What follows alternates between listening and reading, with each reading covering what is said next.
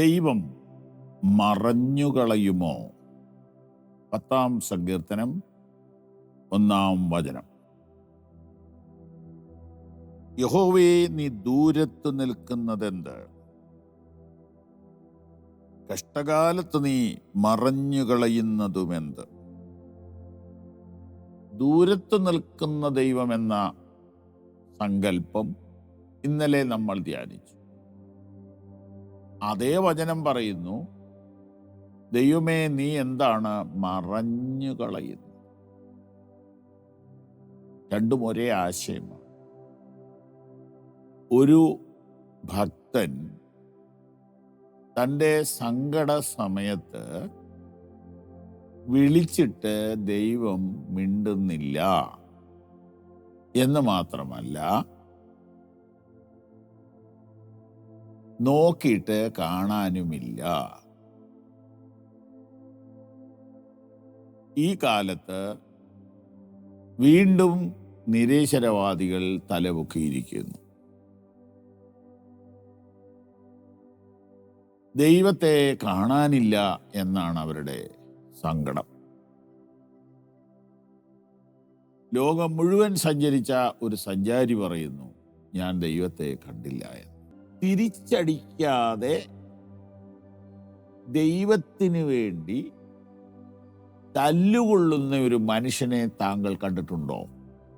ഉണ്ടെങ്കിൽ അതിൻ്റെ പുറകിൽ നിങ്ങൾ ദൈവത്തെ കണ്ടു കഴിഞ്ഞു. നിങ്ങൾക്ക് അദ്ദേഹത്തെ ഇൻ്റർവ്യൂ ചെയ്യാം.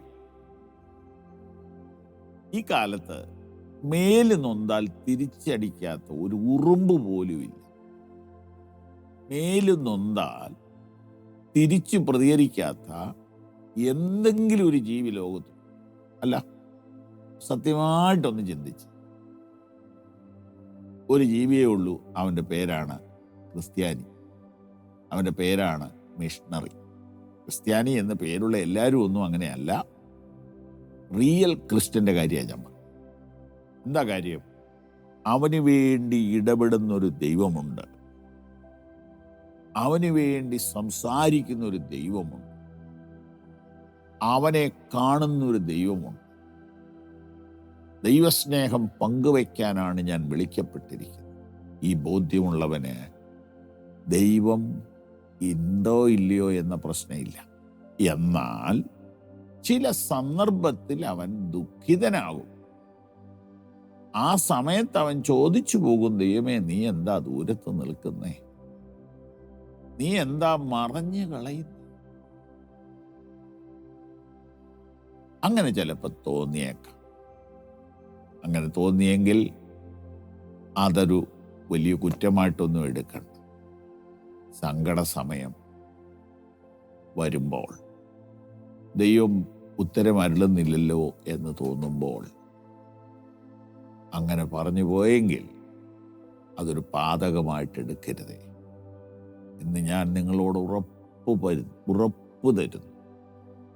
ദൈവം ഉണ്ട്. ആ ദൈവം ദൂരസ്ഥനല്ല, മറഞ്ഞു കളയുന്നവനല്ല, അകന്നു നിൽക്കുന്നവനല്ല. ഒരു സന്ദർഭത്തിൽ അങ്ങനെ നിന്നാൽ അതിനകത്തൊരു ദൈവിക ഉദ്ദേശമുണ്ടെന്ന് തിരിച്ചറിഞ്ഞ് കർത്താവിനെ സേവിക്കാം, ആരാധിക്കാം, പങ്കുവയ്ക്കാം. God bless you. ഈ സന്ദേശങ്ങൾ നിങ്ങൾക്ക് തുടർച്ചയായി ലഭിക്കുവാൻ പവർ വിഷൻ ടിവിയുടെ സാമൂഹിക മാധ്യമങ്ങൾ സന്ദർശിക്കുക.